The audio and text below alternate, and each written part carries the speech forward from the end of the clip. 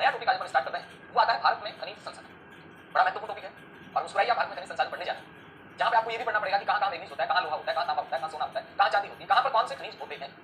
इन खनिजों का वर्गीकरण पढ़ना पड़ेगा, खनिजों की मेघलाएं पढ़नी है, खनिज कहां-कहां पाए जाते हैं, कौन से क्षेत्र में ज्यादा पाए जाते हैं, खनिजों की उपलब्धता के आधार पर किस प्रकार उद्योगों का केंद्र होता है, किस प्रकार उद्योग खनिजों के निकटवर्ती क्षेत्र में केंद्रित होते हैं। इन तमाम चीजों की जानकारियां हैं वो अपन इस टॉपिक में लेने वाले हैं। देखिएगा साथियों, अपन जब बात करते हैं खनिज की, खनिज का मतलब क्या? पहली बात, खनिज का मतलब है जो खनन की क्रिया से निकाला जाए, जिसका एक निश्चित रासायनिक संरचना हो, वो खनिज कहलाता है। खनिज के खनन की, इसको निकालने की कई प्रकार की विधियां हो सकती है, जैसे आवृत खनन हो सकता है, जैसे विवृत खनन हो सकता है, जैसे कुप्ती खनन हो सकता है, जैसे ड्रिलिंग प्रवेधन आखनन वो हो सकता है। यानी ये जिस भी तरीके से निकाला जाए, ये खुद कर निकाला जाएगा, खनन के द्वारा निकाला जाएगा और जिसका एक निश्चित रासायनिक संरचना होगा, उसे अपन क्या कहेंगे? उसे अपन खनिज कहेंगे। चलो ठीक बात है। अब बात ये आती है कि भारत है ये खनिजों की दृष्टि से कैसा देश? तो आप जानते हैं भारत खनिजों की दृष्टि से संपन्न प्रदेशों की श्रेणी में आता है, गरीब प्रदेश नहीं है। यानी भारत की अगर बात करें तो भारत जो है खनिजों की दृष्टि से संपन्न प्रदेशों की श्रेणी में आता है। साथियों, कीजिएगा यहाँ पे पहली बात, सबसे महत्वपूर्ण जो बात है वो क्या है कि भारत जो है ये खनिजों की दृष्टि से कैसा प्रदेश आता है, तो अपन कहेंगे यह धनी प्रदेशों की श्रेणी में आता है। नंबर सेकंड बात क्या, खनिज अपने आप के अंदर एक अनवीकरणीय संसाधन है। संसाधन कई प्रकार के होते हैं। नवीकरणीय संसाधन का मतलब क्या है कि जो संसाधन बन जाते हैं, पुनः पूरित हो जाते हैं, एक बार खत्म हो गया दोबारा बन गया, पानी है, वायु है, ये सारे नवीकरणीय संसाधन है। भाई जल है तो ये तो हर वर्ष जब तक प्रकृति रहेगी तब तक जल चक्र चलता रहना है और पानी मिलता रहना है अपने को, नवीकरणीय संसाधन। बात करते हैं सौर ऊर्जा नवीकरणीय संसाधन, लेकिन कोयला नवीकरणीय संसाधन नहीं है, लोहा नवीकरणीय संसाधन नहीं है, तांबा सोना सीसा जस्ता टंगस्टन मैग्नीज क्रोमियम ये सब चीजें, क्रोमाइट वगैरह ये सब चीजें नवीकरणीय संसाधन नहीं है, ये अनवीकरणीय संसाधन है। भंडार निश्चित है भैया, एक न एक दिन तो पूरे हो जाने हैं। तो खनिज अपने आप में कैसा संसाधन है? नवीकरणीय संसाधन है, जो प्राकृतिक रूप से विद्यमान समरूप तत्व है, जिसकी एक निश्चित आंतरिक संरचना होती है, उसे अपन क्या कहते हैं? खनिज।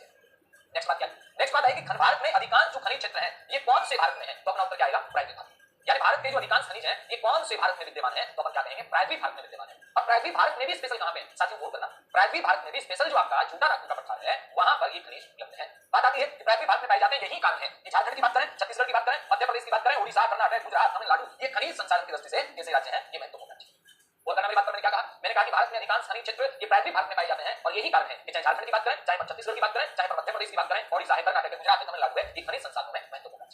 आप कहेंगे राजस्थान भी, बिल्कुल राजस्थान भी। और राजस्थान को क्या कहा जाता है? राजस्थान को कहा जाता है खनिजों का अजायब घर। राजस्थान को खनिजों का अजायब घर कहते हैं। क्यों? क्योंकि खनिजों की विविधता ज्यादा कहां पर है? तो अपना उत्तर आएगा खनिजों की विविधता ज्यादा कहां पर है। तो साथियों अब कहेंगे खनिजों की जो विविधता है ये कहां पर है? तो अपना उत्तर क्या बनेगा? खनिजों की विविधता ये अपने राजस्थान में। खनिजों की विविधता के कारण, खनिजों की विविधता के कारण राजस्थान को क्या कहा जाता है? खनिजों का अजायब घर कहा जाता है। अब नेक्स्ट नंबर पे अपनी बात क्या कि अपन खनिजों का वर्गीकरण करें और नंबर 1 पे यहां पे आते हैं धात्विक खनिज।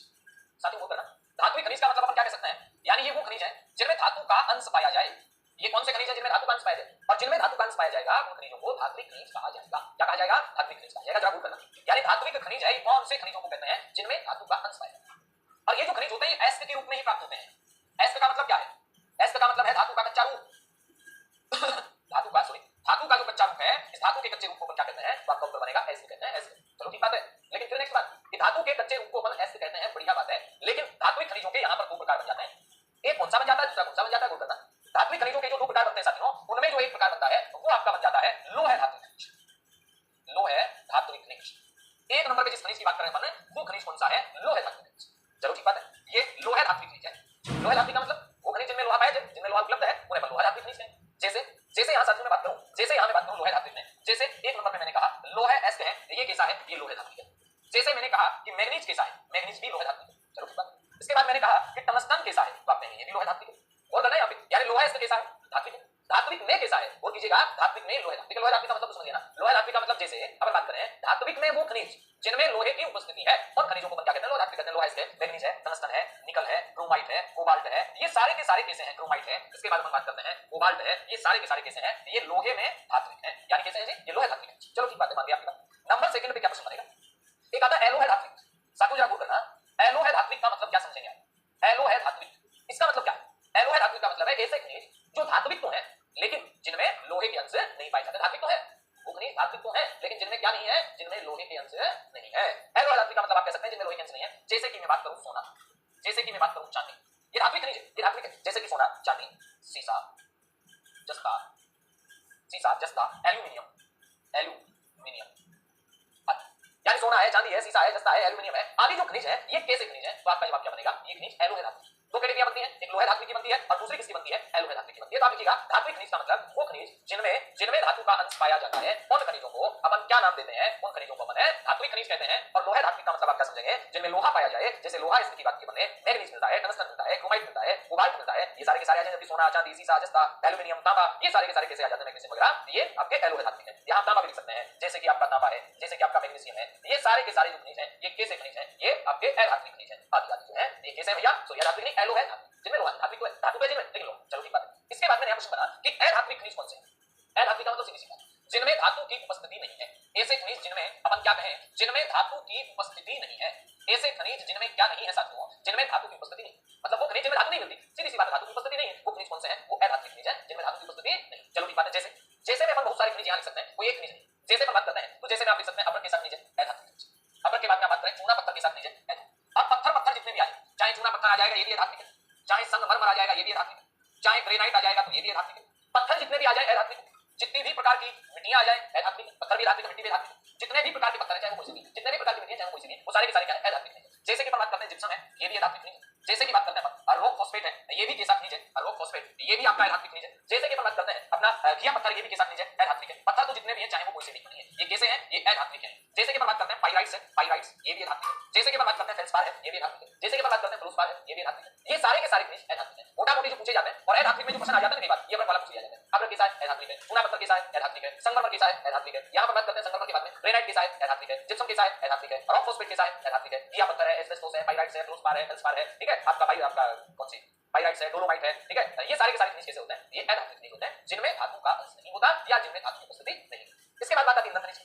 ईंधन खनिज का मतलब क्या समझेंगे, यानी जिनके दहन से अपने को एनर्जी मिले वो ईंधन खनिज है। जैसे कि कौन से, जैसे कि अपन बात करते हैं ईंधन खनिजों में कोयला के साथ खनिज है, ईंधन खनिज है। जैसे कि बात करते हैं पेट्रोलियम के साथ ईंधन खनिज है। पेट्रोलियम के बाद में बात करते हैं जैसे कि प्राकृतिक गैस के साथ खनिज है, ईंधन खनिज है। प्राकृतिक गैस के साथ खनिज है तो अपन कहेंगे ईंधन खनिज। यानी कुल मिला के आप यूं कह सकते हैं कोयला ईंधन खनिज है, पेट्रोलियम ईंधन खनिज है, और प्राकृतिक जो गैस है वो भी क्या है, वो भी ईंधन खनिज है। साथ ही ईंधन खनिज का मतलब क्या समझेंगे आप, यानी कोयला है, पेट्रोलियम है, प्राकृतिक गैस है, ये सारे के सारे क्या ईंधन खनिज, जिनके तहत से अपने को एनर्जी मिले। इन्हें अपन ऊर्जा संसाधनों में भी पढ़ते हैं। इन्हें अपन कहां पढ़ते हैं, ये सारे के सारे क्या कहलाते हैं, तो अपना उत्तर बनेगा इन सबको अपन ऊर्जा संसाधन के नाम से भी जानते हैं। बात आती है आणविक खनिज। आणविक खनिज किसे कहते हैं, जिनके विखंडन से एनर्जी मिलती है, जिनके विखंडन से एनर्जी मिलती है उन खनिजों को अपन क्या कहते हैं, आणविक खनिज। जैसे कि बात करें अपन आणविक खनिजों में यूरेनियम आणविक खनिज आ जाता है, यूरेनियम आणविक खनिज है। जैसे कि बात करें अपन थोरियम के साथ खनिज है, आणविक खनिज है। जैसे कि अपन बात करें आपका लिथियम के साथ खनिज है, आणविक खनिज है, लिथियम। जैसे कि अपन बात करें मोनोजाइट के साथ खनिज है, आणविक खनिज है। जैसे कि अपन बात करें इक्लोजाइट के साथ खनिज है, मोनोजाइट, मोनोजाइट, मोनो, अरे भाई चलेगा मोनोजाइट ये। जैसे कि हम बात करें इक्लोजाइट के साथ खनिज है, इक्लोजाइट, इक्लोजाइट ये भी के साथ खनिज है, ये भी आता है। यानी यूरेनियम आ गया, थोरियम आ गया, लिथियम आ गया, मोनोजाइट आ गया, इक्लोजाइट आ गया, ये सारे के सारे खनिज कैसे हैं, ये आणविक खनिज। तो अपने यहां पर क्वेश्चन बन सकता है कि निम्नलिखित में से कौन सा खनिज है जो धात्विक खनिज है, या निम्नलिखित में से कौन सा खनिज है जो धात्विक खनिज नहीं है। इस टाइप के क्वेश्चन बनेंगे तो आप इसे प्रश्नों के लिए तैयार रखिएगा और आप इसको आराम से तसल्ली से नोट कर सकते हैं। ये सारे के सारे जो खनिज है ये कैसे हैं, ये खनिज कैसे हैं, ये आणविक खनिजों की श्रेणी में आ जाते हैं। अब अपन बात करेंगे इन खनिजों के बाद में आणविक खनिजों की श्रेणी में आ जाते हैं। चलो बहुत बढ़िया बात है। अब अपन भारत में जो खनिजों की मेखलाएं हैं वो मेखलाएं कौन कौन सी हैं, साथियों जरा गौर करना, एक एक मेखला की बात है वो अपन लोग करते हुए चलेंगे कि भारत के अंदर जो खनिजों की मेखलाएं हैं वो मेखलाएं कौन कौन सी हैं, इनके अपन लोग बातचीत करते हुए चलते हैं और देखते हैं। एक बार इसको आप नोट कर लीजिएगा, फिर अपन आगे चलते हैं और चर्चा करते हैं, ठीक है। अच्छा अब देखना साथियों, अपन यहां बात करेंगे कि भारत में जो खनिजों की मेखलाएं हैं वो कौन कौन सी, यानी अपना जो अगला नेक्स्ट जो अपना रहना है वो क्या है, भारत में खनिजों की प्रदेश। जरा गौर करना, मैं यहां पे कहता हूं कि भारत में खनिज मेखला, भारत में खनिज मेखला या क्षेत्र, भारत में खनिज मेखला या फिर अपन क्या कह सकते हैं भारत में खनिज क्षेत्र। अब भारत में खनिज क्षेत्र कौन कौन से हैं, इनके लिए आपको एक बार इंडिया का मैप थोड़ा सा देखना। ये अपने भारत का एक मानचित्र आता है इस प्रकार से, ये आ गया अपना साउथ इंडिया, ये यहां। इसके बाद में अपन बात करते हैं ये साउथ इंडिया आ गया तो गड़बड़ होगी, चलो कोई उस वाली बात को उधर ही करें। ये साउथ इंडिया आ गया तो ये अपना आ जाता है नॉर्थ इंडिया, देखिएगा ये आ गया नॉर्थ इंडिया। अपने भारत में अपने को खनिज मेखलाएं पढ़नी है, यानी अपन यूं कह सकते हैं भारत के अंदर खनिज मेखलाएं या क्षेत्र। मोटा मोटी कौन से क्षेत्र, सबसे महत्वपूर्ण, सबसे अच्छा, सबसे शानदार कौन सा है, यहां ये वाला जो बेल्ट है ये भारत में सबसे महत्वपूर्ण खनिज पेटी। इसके बाद नंबर 2 पे अगर बात करते हैं, नंबर 2 पे अगर बात करते हैं भारत में ये भी खनिज मेखला है। नंबर 2 पे अगर बात करें अपन तो भारत में ये भी खनिज मेखला है नंबर 2। अगर नंबर 3 पे बात करते हैं अपन तो भारत की खनिज मेखलाओं में अपन बात करें नंबर 3 पे आपका ये वाली मेखला है, नंबर 3 पे ये वाला खनिज क्षेत्र है। नंबर 4 पे अपन बात करते हैं तो अपने पास ये वाला खनिज क्षेत्र है। नंबर 5 पे अपन बात करते हैं तो अपने पास ये वाला खनिज क्षेत्र है, ये वाला खनिज क्षेत्र अपने पास आ जाता है नंबर 4 पे। अच्छा इसको दूसरे कलर में ले लेते हैं, कोई दिक्कत नहीं, नो डाउट कोई समस्या नहीं, ये आपका या एक मेखला है। इसके बाद फिर बात करते हैं अपन एक मेखला अपन यहां बना दें तो भी कोई दिक्कत नहीं, ये वाला जो पूरा का पूरा बेल्ट है यानी हिमालय क्षेत्र में है। और हिमालय क्षेत्र के बाद में अपन जैसे ही आगे बढ़ेंगे साथियों, जैसे ही अपन आगे बढ़ेंगे इस हिमालय क्षेत्र के बाद में और कौन सी मेखला और आ जाएगा सागरीय क्षेत्र, और आ जाएगा सागरीय क्षेत्र, ये वाला क्षेत्र। यानी अपन यूं कह सकते हैं कि भारत में जो खनिजों के क्षेत्र हैं वो इस प्रकार से हैं। ये मोटा मोटी अपन कहें कि भारत के अंदर ये खनिजों के क्षेत्र है। नंबर 1 पे मैं बात करता हूं कि इस मेखला को क्या नाम दिया जाता है, वो साथियों गौर करना, इस वाली मेखला को नाम दिया जाता है हिमालय मेखला। और हिमालय जो मेखला है ये खनिजों की दृष्टि से ज्यादा संपन्न प्रदेश नहीं है। बात करते हैं अपन इस वाली मेखला को क्या कहते हैं, इसे कहते हैं छोटा नागपुर पठार मेखला, छोटा नागपुर पठार मेखला। यानी ये वाली जो मेखला है ये कैसी मेखला है, ये छोटा नागपुर पठार मेखला है। बात करते हैं अपन ये वाली मेखला कैसी है तो अपना उत्तर क्या है, इस वाली मेखला को हिमालय मेखला कहते हैं, इस वाली मेखला को छोटा नागपुर की पठार मेखला कहते हैं। ये वाली जो मेखला है इसे कहा जाता है उत्तर पश्चिम भारत मेखला या खनिज पेटी। मेखला के चक्कर से ज्यादा टेंशन में मत आ जाना। बात करते हैं ये वाली खनिज पेटी क्या कहलाएगी, इसे कहते हैं दक्षिण भारत खनिज पेटी। बात करते हैं ये वाला क्या कहलाएगा, इसे कहेंगे मध्य भारत खनिज पेटी। बात करते हैं इस वाले को क्या कहेंगे, ये सागरीय खनिज क्षेत्र। ये वाला इसे क्या कहेंगे, इसे कहेंगे दक्षिण पश्चिम भारत। यानी ये वाली जो मेखला आप देख पा रहे हैं, इस वाली मेखला को आप लोग क्या नाम दे देंगे, तो साथ में मैं यहां लिख दूं, इस वाली मेखला को कहेंगे दक्षिण पश्चिम भारत क्षेत्र खनिज क्षेत्र, दक्षिण पश्चिम भारत खनिज क्षेत्र। और इन सब में जितने मैंने बेल्ट लिखे हैं, इनमें सबसे ज्यादा जो खनिज है वो कहां मिलता है, छोटा नागपुर के पठार में। इसलिए छोटा नागपुर के पठार वाले क्षेत्र को क्या कहा जाता है, इसे कहा जाता है भारतीय खनिजों का समृद्ध घर, भारतीय खनिजों का भंडार। क्या कहते हैं इसे आप लोग कीजिएगा, फिर आगे चलते हैं। मानचित्र है शानदार सा, किसे बनाइएगा, फिर हम एक एक की बात करते हुए चलते हैं कि कौन कौन से प्रदेश में कौन कौन से जो खनिज है उनकी अधिकता वगैरह होती चलेगी, इनको हम देखते हुए चलेंगे। तो लिखिएगा और उसके बाद हम आगे बढ़ जाते हैं। शाबाश। देखिए यहां पे हम चर्चा करें, ये वाला नंबर 1 पे आता है छोटा उत्तर पूर्वी पठारी मेखला। नंबर 1 पे जिस मेखला का नाम आता है वो है उत्तर पूर्वी पठारी क्षेत्र या छोटा नागपुर पठारी क्षेत्र। यानी ये कौन से राज्यों में विस्तृत है, ये छत्तीसगढ़ में भी है। बात करें छत्तीसगढ़ के अलावा ये कहां पर है, ये उड़ीसा के अंदर भी है। उड़ीसा के अलावा कहां पर है, ये आपका झारखंड में भी है। और झारखंड के अलावा ये कहां पर है, पश्चिम बंगाल। इन 3 जिलों में 4 राज्यों में मुख्य रूप से कहलाता है। अगली बात आपको क्या कहनी है, यानी ये जो पठारी क्षेत्र है खनिजों की दृष्टि से संपन्न प्रदेश। अगला जो पॉइंट आपको बनाना है यह खनिजों की दृष्टि से संपन्न है, यह खनिजों की दृष्टि से संपन्न है। और खनिजों की दृष्टि से संपन्न है इसीलिए इसे क्या कहते हैं, इसे कहते हैं क्या, भारतीय खनिजों का भंडार। इसे कहा जाता है भारतीय खनिजों का भंडार। यानी ये वाला जो बेल्ट है इसे भारतीय खनिजों का भंडार कहा जाता है, भारतीय खनिजों का समृद्ध घर कहा जाता है। स्टोर हाउस ऑफ मिनरल्स, यानी इंडिया में जो स्टोर हाउस है खनिजों का वो कौन सा है, छोटा नागपुर पठारी मेखला है। स्टेट पूछा जाएगा कौन सा आ जाएगा, आपका झारखंड स्टेट झारखंड। इसके बाद बात करते हैं इस वाले बेल्ट में आपको धारवाड़, इस वाले बेल्ट में आपको गुड़प्पा धारवाड़ क्रम की चट्टानें मिलेंगी, गुड़प्पा क्रम की चट्टानें मिलेंगी और गोंडवाना की चट्टानें मिलती हैं, यानी ये वाला जो पार्ट है इसमें आपको क्या क्या मिलता है, इसमें आपको धारवाड़ क्रम की चट्टानें मिलेंगी, इसमें आपको गुड़प्पा क्रम की चट्टानें मिलेंगी, इसमें आपको गोंडवाना काल की चट्टानें मिलेंगी। कौन से में, धारवाड़ काल में या धारवाड़ काल में। ठीक बात है। इसके बाद आप नेक्स्ट क्या लिख सकते हैं कि यहां इस वाले प्रदेश में आपको याद रखना है, यहां लोहा व कोयला की उपलब्धता के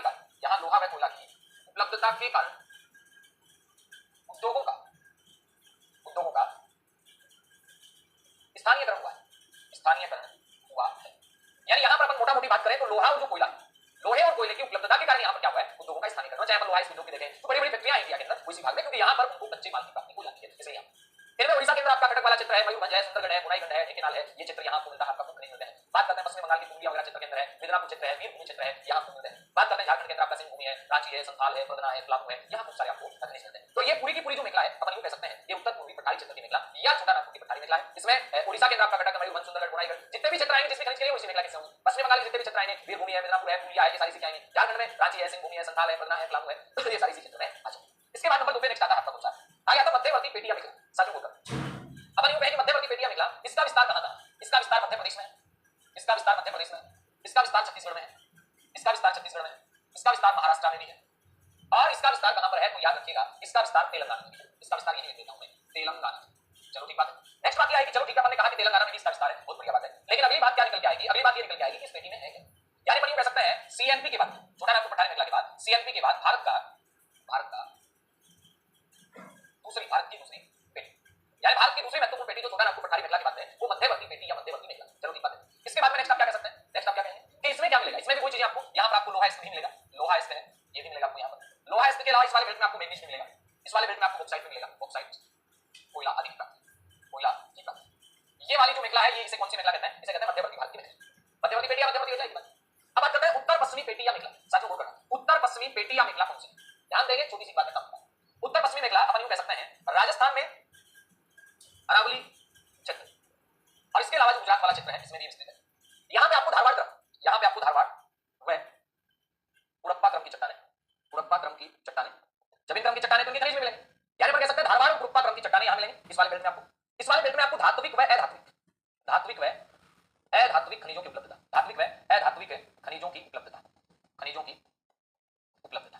यानी आपको धात्विक खनिज मिलेंगे, आपको अधात्विक खनिज मिलेंगे। इसके बाद नंबर 3 पे अपन क्या कह सकते हैं, यानी धात्विक और अधात्विक खनिजों की उपलब्धता इसमें है, अपन मान लें। चलो बहुत बढ़िया बात है। नेक्स्ट बात है कि इसमें है क्या, इसमें खनिजों की विविधता बहुत ज्यादा है, इसमें खनिजों की विविधता बहुत ज्यादा है, ये बात नोट कर लेना, खनिजों की विविधता अधिक है। और खनिजों की विविधता अधिक है, इसीलिए तो इसे क्या कहते हैं, इसीलिए तो राजस्थान को क्या कहा जाता है, राजस्थान को खनिजों का अजायब घर कहते हैं भैया, राजस्थान को क्या कहते हैं, खनिजों का अजायब घर कहते हैं, इसीलिए तो कहते हैं राजस्थान को खनिजों का अजायब घर। क्यों? क्योंकि यहाँ पर खनिजों की विविधता बहुत ज्यादा है। तो ये चीज भी आप आराम से लिख सकते हैं। पहले तो आप ये बात लीजिएगा, मैं भूल गया, इसको देख लीजिएगा, अगर आप थोड़ा सा ध्यान नहीं रहा कि आपको लिखना भी है, आप आराम से देख सकते हैं, इसमें कोई चीज आपकी छूट गई हो तो। इसके बाद आप यहाँ देख लीजिएगा, बाकी आप पीडीएफ नीचे मिल जाती है, वहां से लिख सकते हैं। ये केवल क्लास में साथ साथ अपनी चीजें चलती रहे, इसके लिए साथ साथ इनको लिखते हुए चलिए। हाँ जी, चलिए आगे। अब जरा देखिएगा नेक्स्ट जो अपनी खनिज मेखला है वो कौन सी, साथियों बोल दीजिए। नेक्स्ट दक्षिणी पेटिया मेखला, और दक्षिणी पेटिया मेखला में अपने एक तो आ जाएगा कर्नाटक क्षेत्र व तमिलनाडु, और ये जो मेखला है जो कर्नाटक और तमिलनाडु में फैली हुई है, इसमें आपको याद रखना है एक तो स्वर्ण, स्वर्ण भंडार, इसके अलावा आपको यहां पर लोहा, लोहे एस्क व कोयले की प्राप्ति, ये खनिज आपको इसमें मिल जाएंगे। सोने के भंडार मिलेंगे, लोहा एस्क मिलेगा, आपको कोयला मिलेगा। कौन सी पेटी में जी, अपन कहेंगे दक्षिणी पेटिया मेखला में। कहां पे, कर्नाटक तमिलनाडु। दक्षिण पश्चिम मेखला ये आपका केरल, कर्नाटक व गोवा में विस्तृत। इस वाले मेखला में आपको क्या मिलेगा, वही बात, बॉक्साइट कुछ ज्यादा नहीं है, आप लिखेंगे आणविक खनिज, आणविक खनिज, लोहा एस्क व अन्य खनिज। कौन सी पेटी की बात कर रहे हैं, दक्षिण पश्चिम पेटी की बात कर रहे हैं, जो केरल में, कर्नाटक में और कहां, गोवा के अंदर विस्तृत है। और स्वर्ण स्वर्ण स्वर्ण वगैरह ये भी यहां पर मिलता है, ठीक है, ये आगे दक्षिण पश्चिम पेटी। इसके बाद में आ जाएगी अपनी हिमालय मेखला। कौन सी मेखला, हिमालय मेखला की बात करेंगे अपन, वो आपका उसमें क्या है, इसमें अपेक्षाकृत रूप से क्या होंगे, खनिज जो भंडार है वो कम होंगे और खनिज निश्चित क्षेत्रों में ही मिलेंगे। यानी आगे पर बात करने वाले हैं जिसकी, वो है हिमालय मेखला। इसमें अभी की बात लिखिएगा, अपेक्षाकृत रूप से, अपेक्षाकृत रूप से, अपेक्षाकृत रूप से खनिज भंडार कम, यानी इसमें अपेक्षाकृत रूप से आपको खनिज भंडार क्या मिलेंगे, कम मिलेंगे, और खनिज कुछ निश्चित क्षेत्रों में ही मिलते हैं, निश्चित क्षेत्रों में ही मिलते हैं।